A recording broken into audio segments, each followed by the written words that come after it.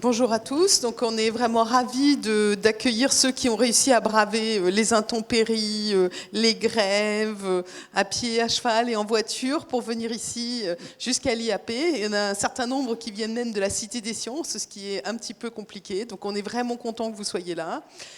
Donc aujourd'hui, j'ai le plaisir d'accueillir Richard Binzel, qui est professeur au Massachusetts Institute of Technology. Richard, c'est le spécialiste des astéroïdes et c'est quelqu'un qui a énormément contribué à faire évoluer cette discipline. Il y avait tout un tas de mystères qui planaient et beaucoup de querelles quand j'ai commencé ma carrière. Et en grande partie grâce au travail de Richard et puis de personnes qui ont été soit ses étudiants, soit ses postdoctorants, les choses ont vraiment beaucoup évolué. Et Richard, à l'heure actuelle, reste quelqu'un d'extrêmement actif, qui est impliqué dans l'exploration des astéroïdes, et il a en particulier il participe à un certain nombre de missions. En particulier, il a un instrument construit avec ses étudiants qui est en ce moment parti avec la mission OSIRIS-REx. Donc voilà, Richard va nous raconter tout ça. Bienvenue Richard. Merci.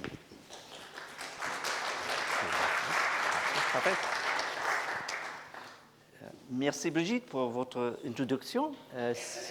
Merci à tous pour être venus ce soir. C'est un vrai plaisir pour moi d'être avec vous pour vous présenter l'exploration des astéroïdes. Je voudrais commencer avec une petite question, une question très simple. Pourquoi explorons-nous? Pourquoi Tintin explore-t-il la Lune? Je pense que c'est parce que nous sommes humains. Depuis la nuit des temps, nous sommes curieux. Aujourd'hui, nous demandons le même. Nous sommes humains. Nous sommes curieux. Et notre curiosité fait de nous des explorateurs. En fait, je crois, explorer était nécessaire pour notre survie. Et pour survivre, nous devons savoir, par exemple, qu'on planter, qu'on récolter. Comment savons-nous qu'on planter, qu'on récolter? Nous regardons le ciel. Nous suivons le soleil. Comme vous le savez, nous sommes à ce moment, c'est l'hiver. Quand les jours, quand il n'y a plus pas, on peut voir le soleil en bas dans le ciel. Au printemps, le soleil se lève est plus élevé dans le ciel et encore plus élevé en été. Et il est en phase descendante dans l'automne. Donc, nous plantons en printemps, nous récoltons en automne. Donc, aujourd'hui, nous survivons bien. Mais pourquoi le ciel continue-t-il d'attiser notre curiosité? Pourquoi le ciel continue-t-il de nous inspirer à explorer?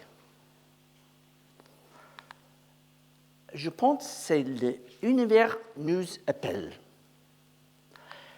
L'univers nous appelle parce que l'univers est notre origine et l'univers est notre destin. L'univers est notre origine. Il a commencé avec le Big Bang. Voici le tableau périodique des éléments. Et les éléments dans les grandes proportions de la vie sont l'hydrogène,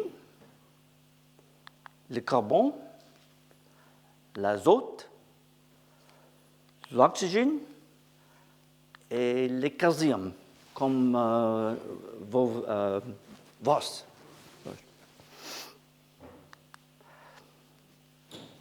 Voilà.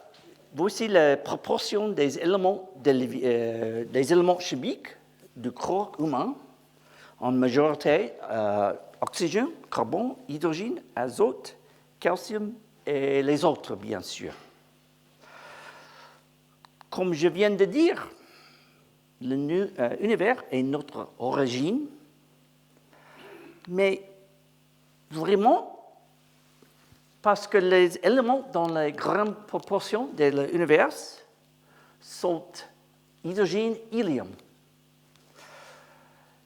Mais regardons plus en détail les autres éléments ici. Ici, on trouve l'oxygène, le carbone, l'azote, fer et le calcium et les autres. Et nous savons quelque chose de très important. Nous savons que l'hélium est inerte. Il n'interagit pas avec les autres éléments chimiques. Et aussi, l'hydrogène s'échappe facilement. Donc, nous allons ignorer l'hélium. Nous allons garder seulement l'hydrogène sous forme de l'eau, H2O. Et voilà l'univers avec le H sous forme H2O et sans hélium. Et on peut voir la proportion des éléments. Les proportions des éléments sont presque les mêmes. Les éléments de l'univers sont presque les mêmes que les éléments chimiques du corps humain. Presque les mêmes, presque identiques. Et pour cette raison, on peut dire nous sommes des poussières d'étoiles.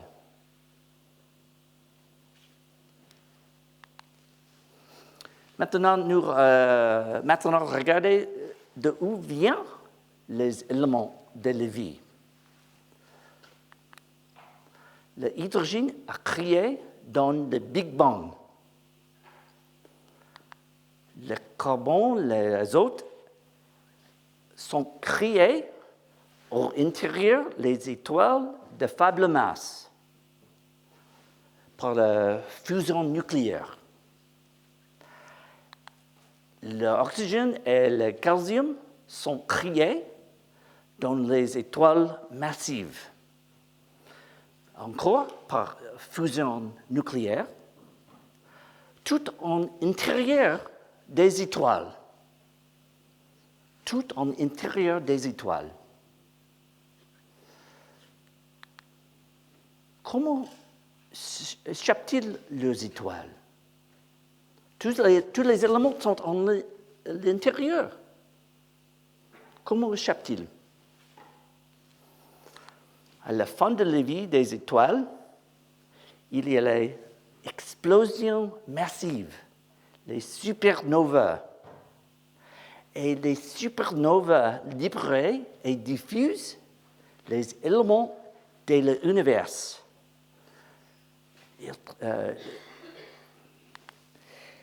Et en réalité, les supernovas créent de nombreux éléments du tableau périodique.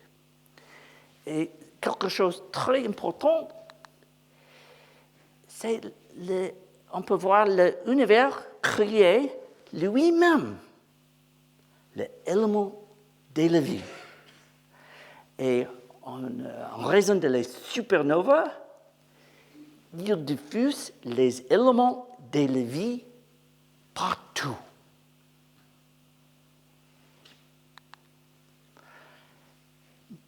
Et les éléments sont arrivés ici, dans notre petit coin de la galaxie Milky Way, en Voie lactée. Nous sommes ici dans un petit coin de la Milky Way, la Voie lactée. Dans notre petit coin, un grand nuage s'est formé.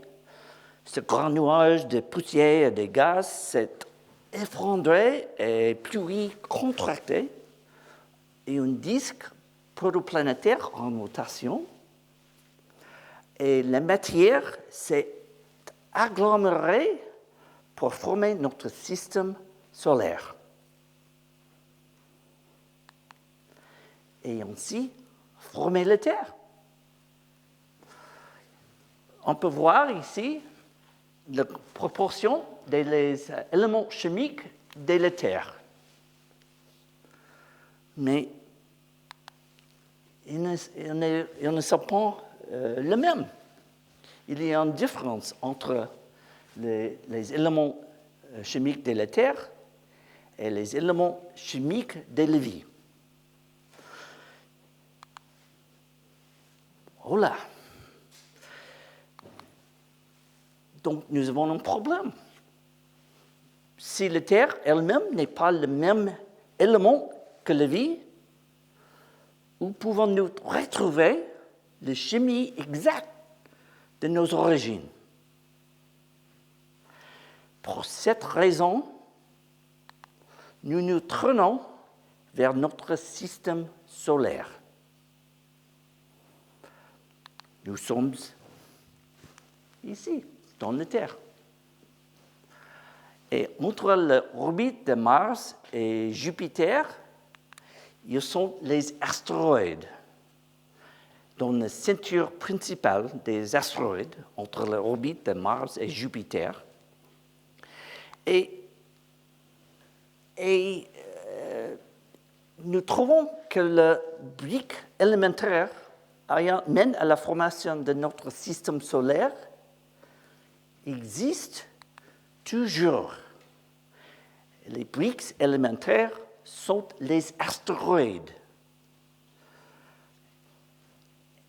Et c'est incroyable que les météorites sont des fragments des astéroïdes qui ont atteint la Terre. C'est incroyable. Quelle chance! Nous avons appris cette connexion au début du 19e siècle, quand une météorite est tombée en Normandie, vers une petite ville, l'Aigle. Dans le même siècle, il y a une autre météorite qui est tombée en France, en Occitanie, près de la ville Orgueil. Et cette météorite, aujourd'hui, on peut voir à le Musée national. Une météorite très, très importante parce qu'on trouve dans la météorite Orgueil, il est plein d'éléments chimiques de la vie. Le carbone, l'azote, l'oxygène, le calcium. Et voici, on peut faire une comparaison entre les éléments dans le météorite Orgueil. C'est un type de météorite qui s'appelle chondrite carbonée. Et ici sont les éléments dans le Soleil et dans le disque planétaire qui a donné naissance.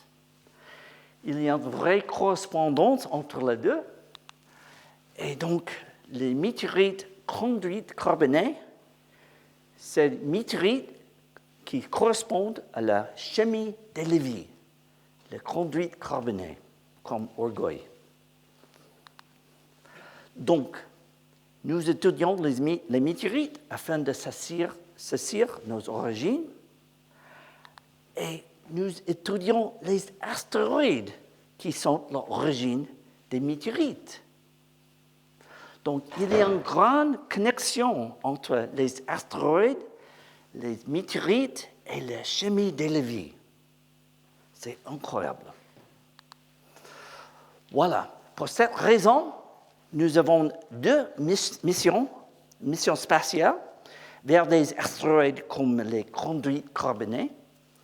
Leur objectif, ramasser un échantillon et reporter sur Terre pour des études dans nos laboratoires. Il y a deux. Ils sont des missions de retour d'échantillons. Le premier que je vais dire, c'est une mission de NASA, s'appelle OSIRIS-REx. Je suis membre dans l'équipe, chercheur dans l'équipe de OSIRIS-REx. Il était allé, un astéroïde qui s'appelle Bennu. L'autre mission, maintenant, c'est une mission japonaise, qui s'appelle Hayabusa 2. Et il allait à l'astéroïde Ryugyū, c'est un nom japonais. Et les deux sont comme les astéroïdes, comme les conduites carbonées.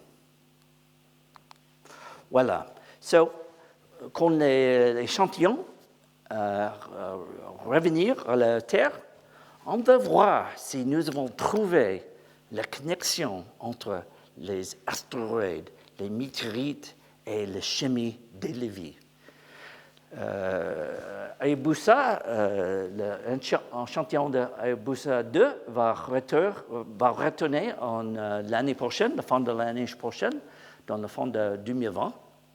Et l'échantillon de OSIRIS-REx va retourner à la fin de l'année 2023. Donc, il y a quelque chose en plus, parce que dans l'espace, nous voyons des astéroïdes, parce qu'il y a aussi des comètes. Et les comètes sont importantes parce que nous étudions les comètes pour un autre élément, pour l'élément essentiel à la vie, l'eau. Pour cette raison, nous avons la mission Rosetta par l'Agence spatiale européenne, ESA. Rosetta a été lancée en 2004. Les missions de plus de 10 ans. Rosetta allait une comète qui s'appelle 67P, mais avec le nom Churyumov-Gerasimenko. Donc, que trouvons-nous lorsque nous explorons des astéroïdes et des comètes?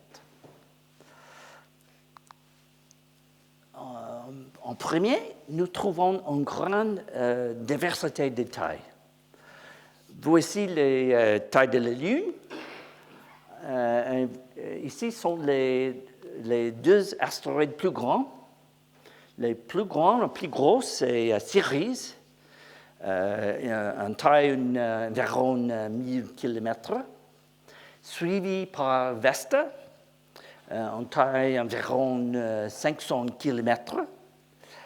Et ils sont visités par la mission Dawn, la mission de NASA, s'appelle Dawn, avec beaucoup de coopération des scientifiques européens. Encore, ici Vesta, comme j'ai dit, 500 km, et les autres petits astéroïdes qui ont visité par la mission. Lutetia était visité par Rosetta, ESA encore, et aussi Lutetia ici encore, et les autres astéroïdes plus petites. On peut voir Lutetia a une taille d'environ 100 km, et on peut voir plusieurs des astéroïdes qui ont visité par plusieurs missions de nombreux pays. Et on peut comprendre la raison d'être pour toutes les missions, c'est trouver nos origines. C'est la raison d'être pour toutes les missions, les astéroïdes et les comètes. Il y a les autres astéroïdes très petits. On va voir ici Itokawa. Maintenant, on peut voir Itokawa, une taille d'environ 500 mètres. Et c'est une taille, une échelle familière pour nous, pour les humains. Itokawa a été visité par Hayabusa, la première mission de retour échantillon. Ryugu, comme Hayabusa 2, et Bennu pour Osiris Rex. Et on peut voir les tailles sont familières parce que c'est possible qu'on peut placer l'astéroïde Bennu dans le champ de Mars en face de la tour Eiffel.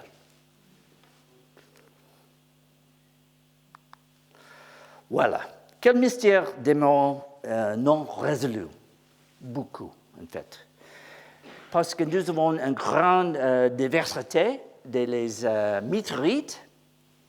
Nous avons les conduites carbonées qui sont non chauffées, primitives. Et nous avons les autres comme basalte, comme le lava solide, qui sont totalement chauffées, comme le lava solide du volcan. Et nous avons tout entre les deux. Le météorite totalement fondu est séparé comme fer, comme le centre de la Terre, le météorite en fer. Et le météorite partiellement séparé, moyennement chauffé, partiellement fondu, etc. Donc, il y a beaucoup de diversité entre les météorites. Et nous trouvons aussi une diversité en composition pour les astéroïdes. Pour les astéroïdes entre l'orbite de Mars et l'orbite de Jupiter. Et en fait, nous trouvons une diversité des astéroïdes très compliquée. En bas, il y a les types différents entre tous les astéroïdes et leur distribution entre l'orbite de Mars et l'orbite de Jupiter. C'est très, très compliqué. Mais en bref, on trouve, vers les orbites plus proches du Soleil, nous trouvons les astéroïdes riches en silicate. Un peu plus loin, nous trouvons les astéroïdes riches en carbone. Et entre les deux, nous trouvons les astéroïdes riches en métaux. Un peu plus loin, on trouve les astéroïdes riches en matière organique. Et à Jupiter, à la distance de Jupiter, il y a un groupe d'astéroïdes qui s'appelle l'astéroïde troyen, qui sont riches, aussi riches en matière organique, les astéroïdes troyens. En raison de cette diversité, nous allons avoir 2 missions en plus. Nous allons envoyer 2 missions nouvelles vers ces astéroïdes. Le premier, c'est une mission qui s'appelle Lucy. Le nom, c'est comme le fossile Lucy, l'Australopithecus, fossile Australopithecus, Lucy. C'est le même nom pour la mission, parce que nous pensons que les astéroïdes troyens sont comme les fossiles de la naissance de notre système planétaire. Lucy sera lancée dans 2021. Je suis chercheur dans l'équipe de Lucy. L'autre, c'est une mission qui s'appelle Psyche en anglais. La mission Psyche va aller un astéroïde qui s'appelle Psyche. L'astéroïde Psyche, il est riche en métaux, comme le centre de la Terre, en fait. C'est incroyable de trouver un astéroïde qui peut-être est comme le centre de la Terre. C'est incroyable. Donc, Psyche va lancer en 2022. Je suis encore chercheurs dans l'équipe de Psyché. Voilà. Mais toujours, nous avons la question, quel météorite provient de quels astéroïdes? Parce que nous avons la grande diversité des météorites et la grande diversité des astéroïdes. Et nous voulons savoir que passe-t-il pendant la formation de notre système solaire. Nous voulons savoir. Et je pense que nous devons savoir que passe-t-il pendant la formation de notre système planétaire, parce que maintenant, nous savons qu'il y a beaucoup d'autres systèmes planétaires. À ce moment, nous savons qu'il y a plus, en fait, il y a plus de 4000 autres planètes, dans plus de 3000 autres systèmes planétaires. Donc, nous commençons notre compréhension avec notre système solaire. Et il y a 1000 autres systèmes planétaires pour comprendre. Voilà, par exemple, il y a un système avec 7 planètes. Ce système de TRAPPIST s'appelle TRAPPIST-1. Le système TRAPPIST-1 a été découvert par une lunette belge qui s'appelle Speculus. Donc, nous avons la question, quel météorite provient de quels astéroïdes? Et pour cette question, nous avons un nouvel système pour trouver la réponse. C'est le système FREEPOM.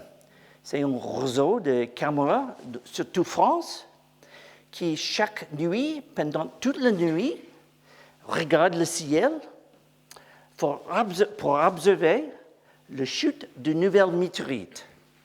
C'est un grand système,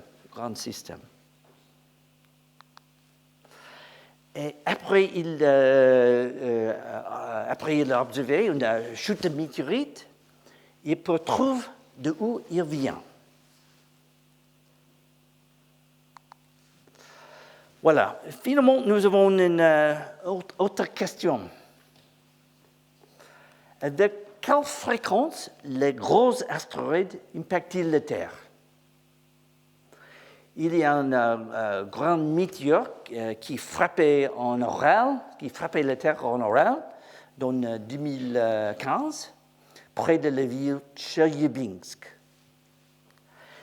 Et il y a 66 millions d'années, il y a un autre météore, en fait un astéroïde immense, de taille environ 10 km, qui a frappé la Terre. C'était la fin de l'époque Crétacée. C'était la fin de la vie des dinosaures. Et il y a un moment incroyable dans l'histoire. Parce qu'il semble vrai qu'un astéroïde qui frappait la Terre a permis l'émergence des gros mammifères. Nous, on raisonne dans l'astéroïde. C'est incroyable. Donc, nous avons la question. Avec quelle fréquence les gros astéroïdes impactent-ils la Terre?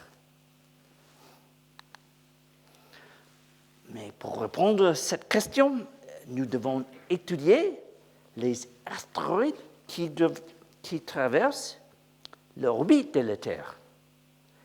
Ce sont les astéroïdes géocroiseurs. On peut voir les astéroïdes géocroiseurs en rouge. Normalement, plusieurs des astéroïdes restent toujours entre l'orbite de Mars et l'orbite de Jupiter. Mais les astéroïdes géocroiseurs sont à l'intérieur de l'orbite de Mars et ils traversent l'orbite de la Terre. Pour cette raison, nous avons exploré les astéroïdes géocroiseurs. Il y a 4 géocroiseurs ayant été explorés Le plus gros, c'est l'astéroïde Eros, exploré par la mission de NASA, s'appelle NEAR. L'autre, c'est Itokawa, une mission japonaise. Comme je dis, Hayabusa 2, Ryugu et Bennu par Osiris-Rex.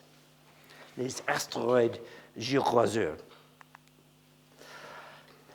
Il y a aussi 2 nouvelles missions vers des géocroiseurs pour tester comment nous pourrions dévier un astéroïde dangereux.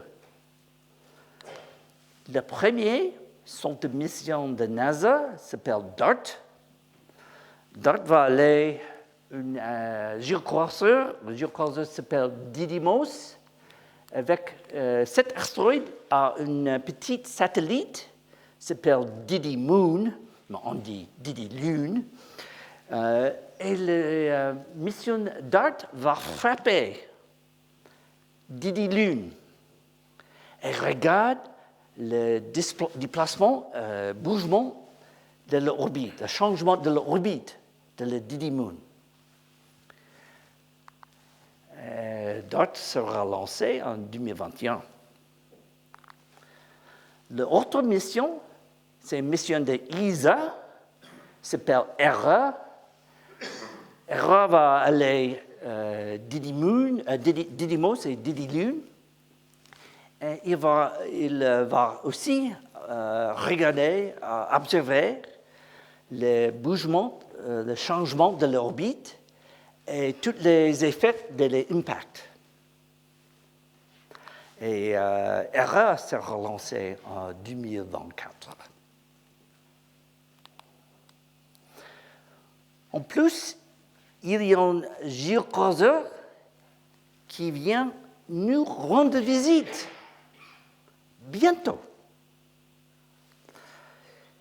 Le nom de l'astéroïde, c'est Apophis. Apophis va venir proche de la Terre dans 2029, le jour 13 avril, vendredi 13.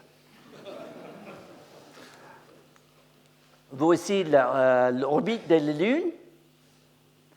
Ici, on peut voir la Terre. C'est le chemin de l'astéroïde Apophis. Apophis a une taille environ 350 mètres. Ici, il y a l'anneau des satellites géostationnaires. La distance minimale, c'est tout vrai. La distance minimale sera 6 rayons terrestres. Une dixième de la distance entre la Terre et la Lune. Et Apophis va venir plus proche, en deçà, l'orbite des satellites géostationnaires.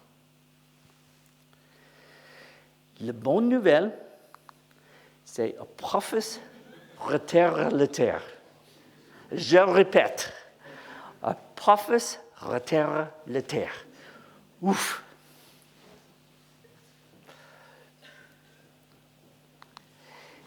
Ici, il y a une animation créée par Marina Brozovic de JPL. C'est l'astéroïde Apophis qui traverse l'anneau de satellite géostationnaire. La ligne en rouge, c'est la position entre l'astéroïde et le centre de la Terre, distance perpendiculaire entre l'astéroïde et le centre de la Terre.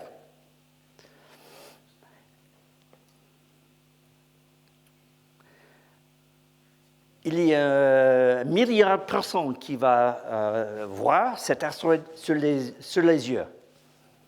Sonade. Le point plus proche, c'est dans l'Atlantique. Et après, Apophis va sortir.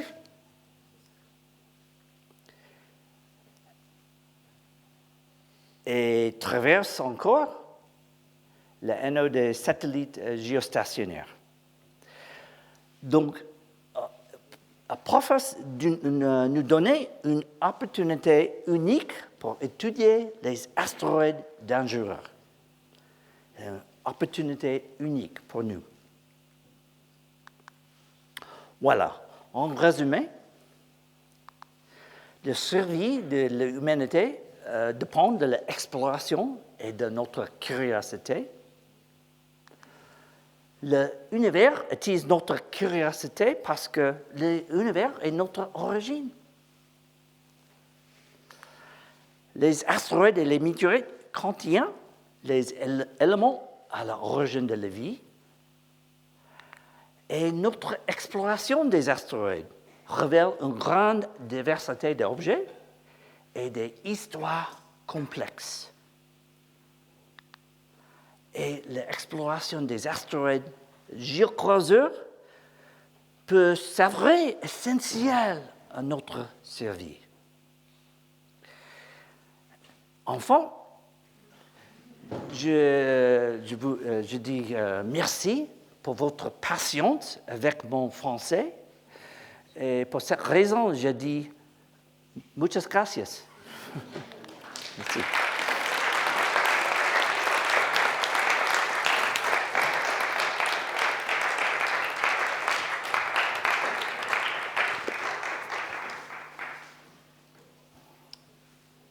Merci beaucoup, Richard. Voilà, donc Richard va prendre vos questions maintenant. Je vais passer avec le micro si vous avez des questions.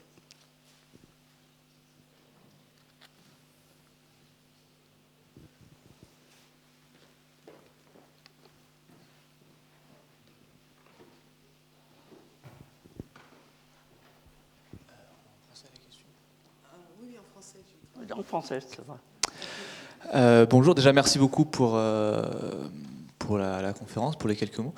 La question que je me posais, c'est que arriver à atteindre un astéroïde et encore plus à revenir, c'est une tâche qui est reconnue comme étant assez compliquée, c'est très fin, il faut arriver à viser, il faut arriver à y arriver.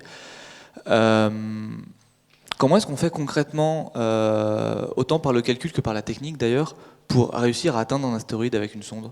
Est-ce qu'il y a des méthodes, je ne vous demande pas de me faire toutes les maths qu'il y a derrière, bien sûr, mais à quel point est-ce que c'est compliqué, ne serait-ce que matériellement, en fait, avec les lanceurs auxquels on a à disposition et les théories qu'on a, etc. C'est la position de navigation de la mission spatiale. Voilà, nous avons beaucoup d'antennes, radiotélescopes. Et chaque satellite, il y a une cloche très très précise et pour mesurer la différence entre le temps à la Terre et le satellite. Et c'est un moyen pour on peut trouver la distance entre les satellites et la Terre très précis. Et chaque satellite a la caméra qui observe les étoiles pour la navigation pour les étoiles, comme les anciennes dans l'océan.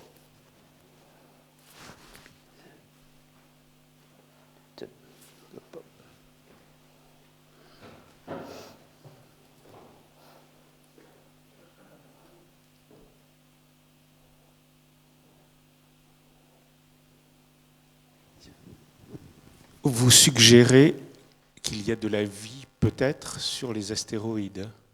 Est-ce qu'il y a de la vie dans les astéroïdes? Oui. On trouve dans les astéroïdes quelques météorites, on trouve aminoacides, c'est le mot en français.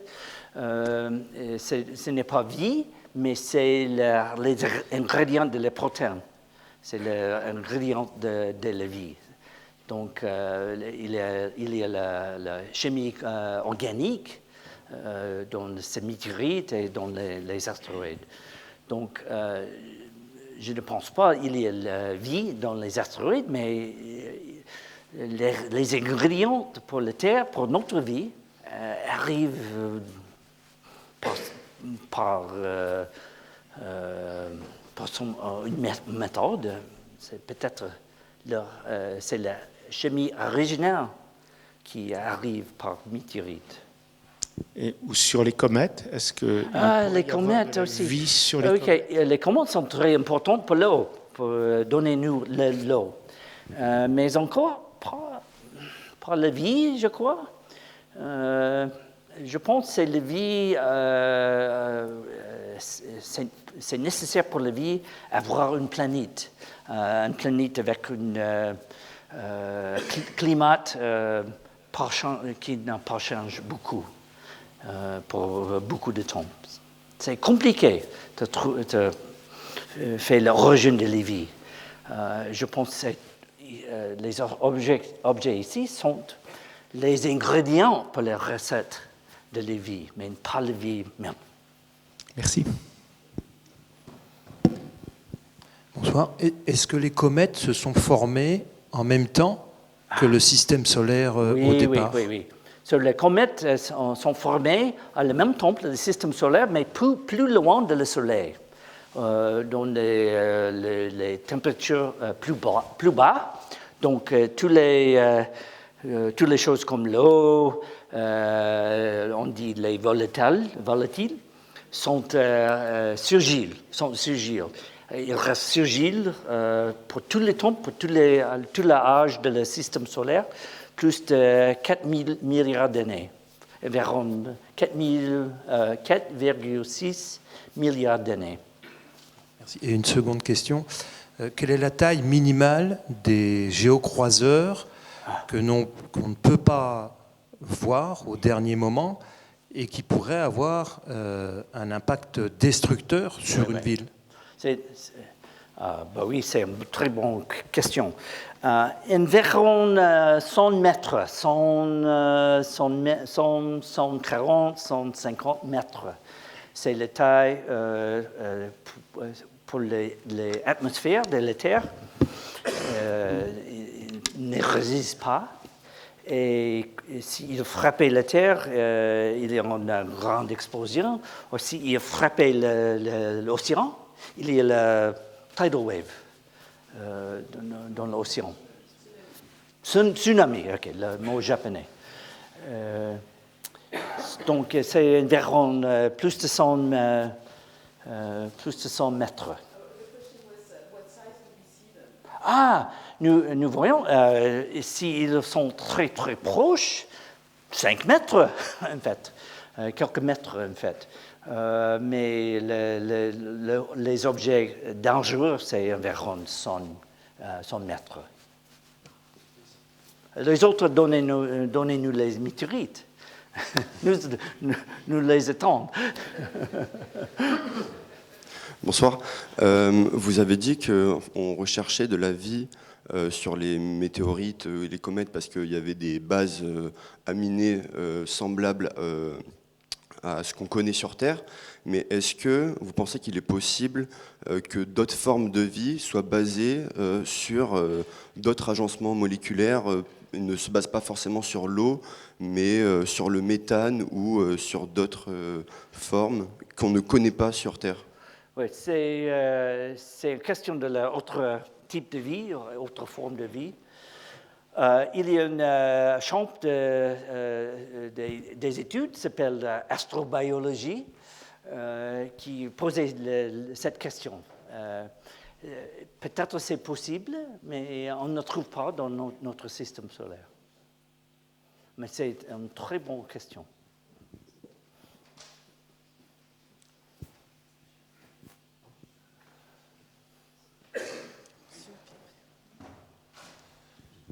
Merci.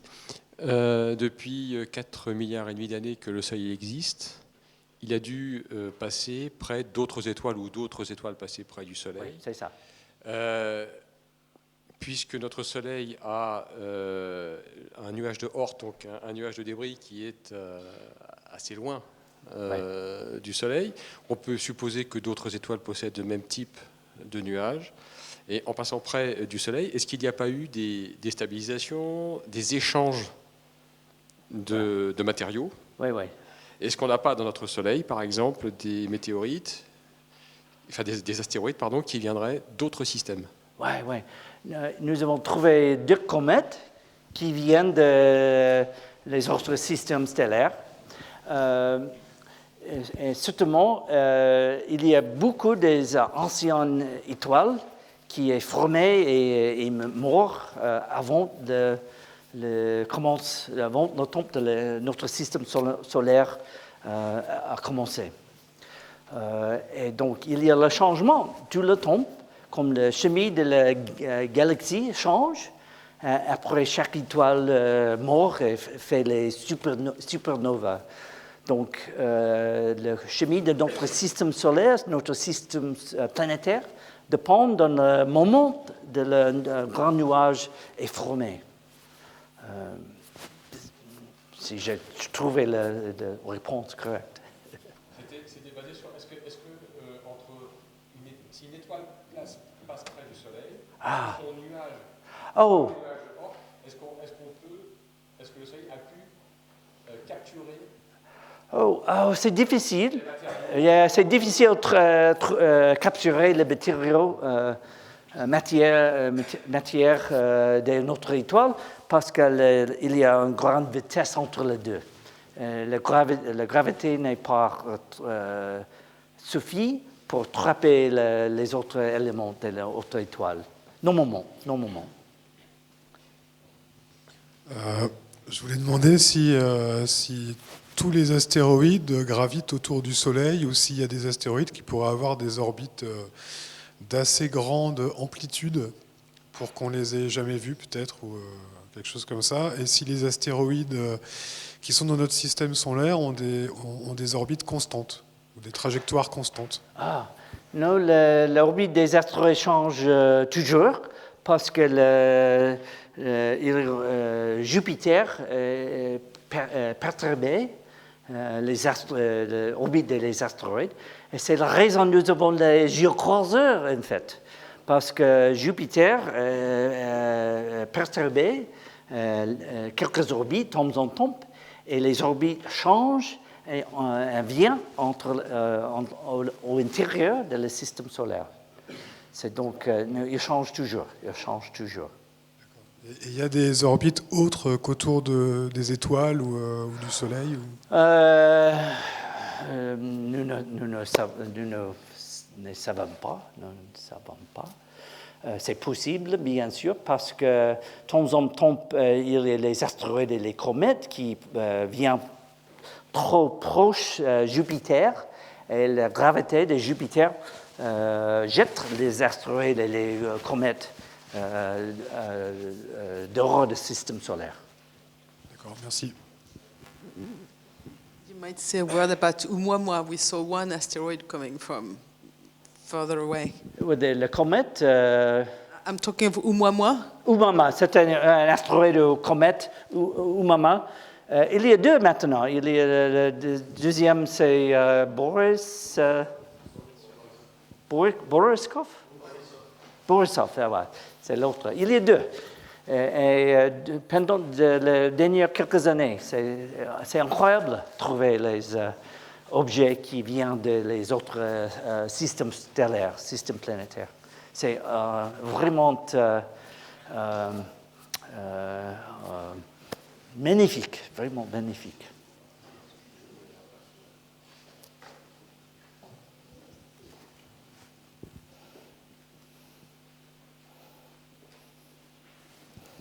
Je me posais simplement la question de l'association que vous faisiez entre le dessin de Léonard de Vinci, l'homme de Vitruve, et puis les météorites.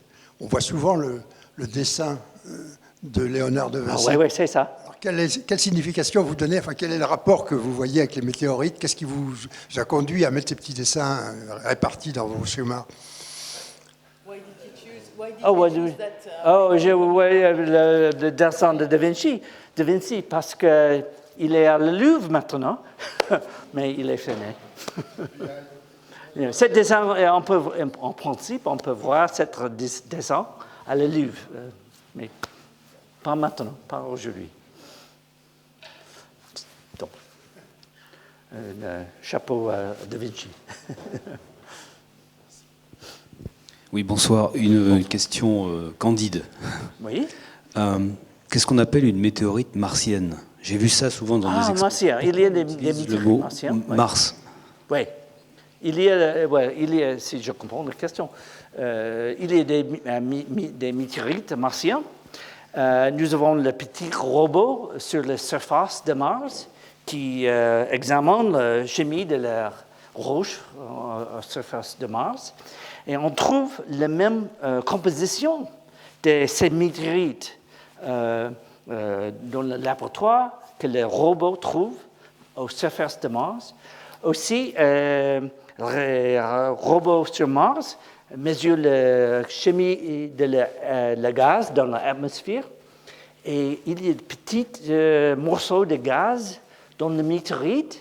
Ils sont le même gaz entre les météorites que sur l'atmosphère de Mars. C'est incroyable. Et c'est très, très rare, mais très important.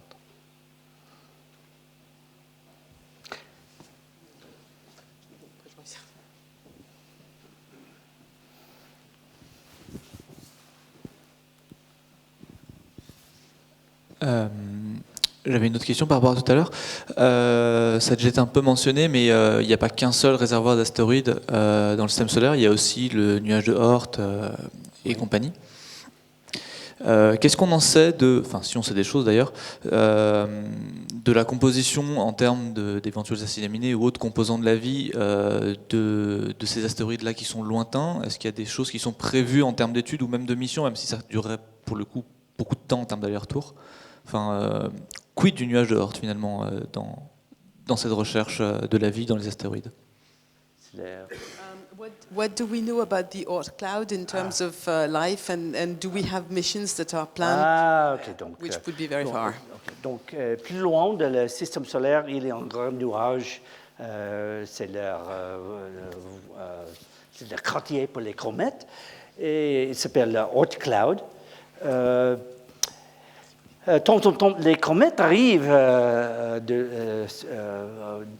ils arrivent à l'intérieur de notre système solaire. Nous trouvons les comètes de l'Oort cloud sont plus primitives. Ils ont les volatiles, les choses qui restaient solides, qui restaient fragiles pendant 4,6 milliards d'années.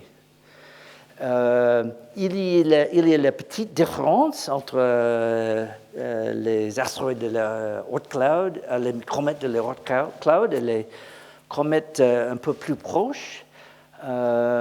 Mais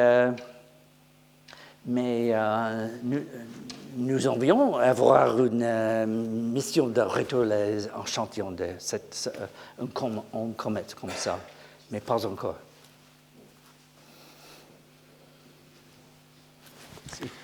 Bonsoir, vous nous avez parlé de l'astéroïde Apophis qui va passer à côté de la Terre. Est-on parfaitement sûr qu'il va passer à la distance que vous avez estimée? Est-ce que l'on mesure bien tous les effets non gravitationnels qu'il peut y avoir sur ce type d'astéroïde? Oui. Non, n'inquiète pas. OK. Voici la précision de notre mesure. Donc, il y a les petites choses, les petites perturbations, mais pas plus de ça. Donc, il va rattraper la Terre.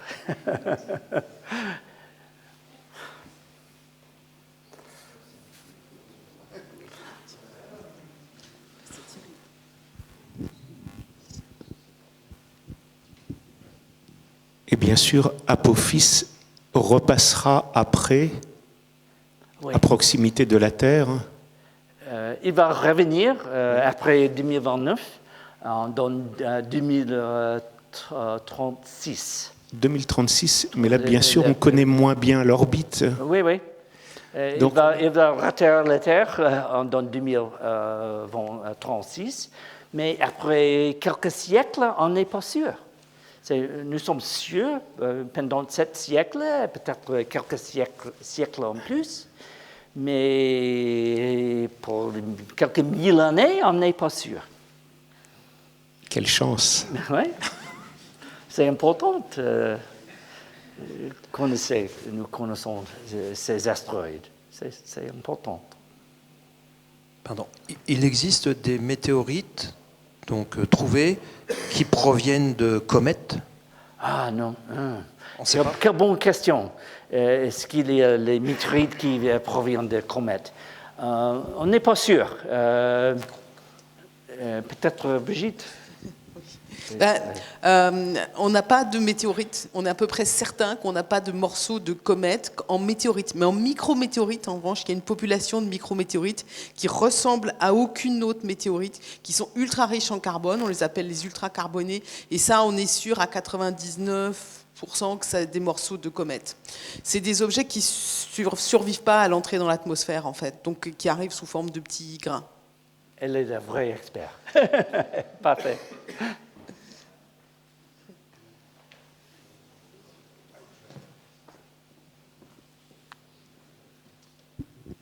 Bonsoir, vous nous avez parlé de la mission DART pour Oui. faire la petite fléchette qui va pousser l'astéroïde. Oui. Pourquoi on ne profite pas du passage d'Apophis pour essayer de lancer en 2029 une mission qui pourrait agir, avoir une action ouais, non, voilà, profiter de son passage. Je pense que le monde n'aime pas.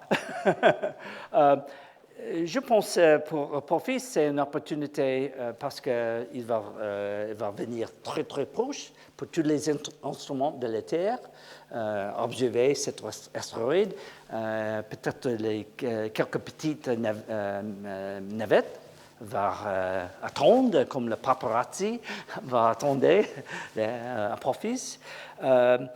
J'ai un grand intérêt si la Terre, si le tidal forces de la Terre, si la gravité de la Terre va perturber la taille d'Apophis, il y a une vibration sismique dans l'astéroïde. S'il y a la vibration sismique, on peut trouver comment l'intérieur de structure de l'intérieur d'un astéroïde dangereux.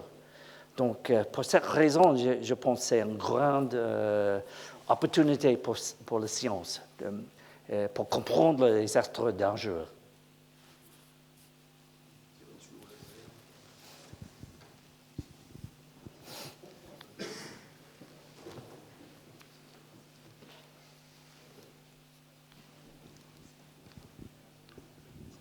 Bonsoir. Bonsoir. À quelle vitesse il va se déplacer Apophis? Et est-ce qu'on le verra à l'œil nu ou avec des lunettes astronomiques? Pour l'observateur sur la Terre, il va passer tout le ciel dans une heure. Et la position parfaite sera Espagne, Afrique, peut-être les îles Canaries. On peut voir avec les oreilles, sans aide. Il va visible les oreilles sans aide. 1 milliard de personnes peuvent voir ce Apophis quand il arrive. Bonsoir. Bonsoir. Par rapport à la mission qui justement va percuter l'astéroïde, est-ce que ça sera c'est l'impact qui va être, ou ça sera une explosion avant l'astéroïde, à la surface, ou il y aura ou pourquoi pas pénétrer et après faire une explosion? Enfin, laquelle ça va être et pourquoi ce choix? Oui, on n'est pas sûr. Pour la première fois, le premier expériment, on va frapper comme on dit kinetic impact. On va frapper avec une petite masse. Et parce que le satellite est très petit et le champ de gravité sont faibles pour la petite lune sur le petit astéroïde. il y a un changement très sensible, très sensible. On va voir le changement de l'orbite. C'est le premier expériment avec impact kinétique.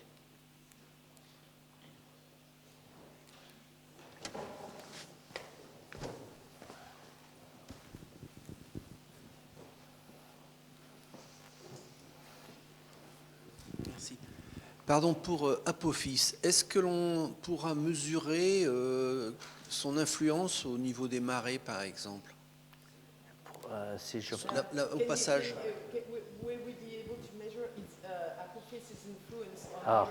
Non, ok, non, pas du tout, pas du tout. Il est très petit que la Terre.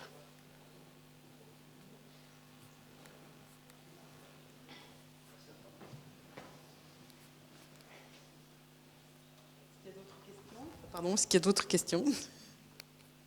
Ah.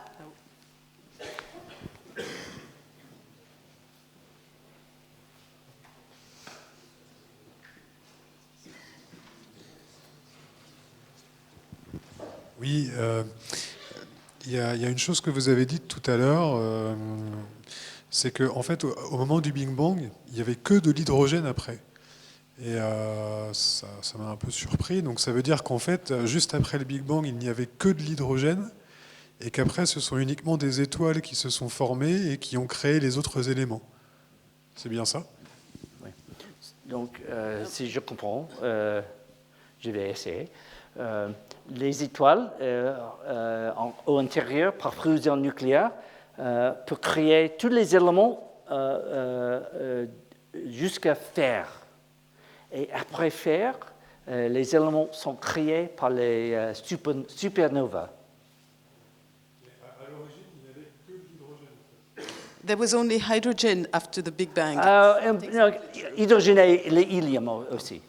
Mais peut-être quelques d'autres, mais en grande majorité, hydrogène et hélium.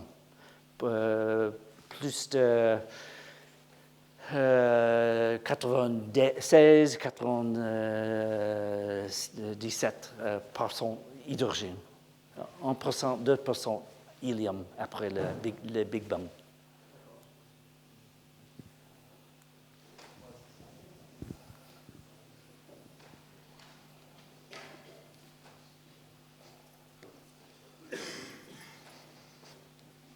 Est-ce qu'il y a d'autres questions?